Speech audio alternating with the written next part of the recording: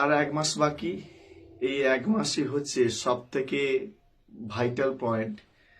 তো এই সময় বেশিরভাগ স্টুডেন্টরা মনে করে আর তো কয়েকদিন বাকি আছে, তো আমরা বাড়িতেই প্রিপারেশন করে নেব।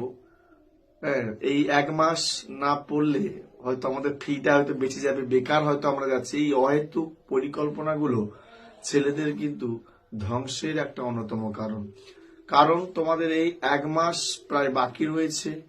তো এই 1 মাসে তোমাদের করণীয় বিষয় কি? তোমাদের যে টিচার কাছে তোমরা পড়ো না কেন, তোমাদের বারংবার এক্সাম দিতে হবে, খাতা ভালো করে দেখতে হবে যে কোন কোন বিষয়গুলো আমাদের ভুল হচ্ছে, সেগুলোকে আমাদের ভুল সংশোধন করতে হবে।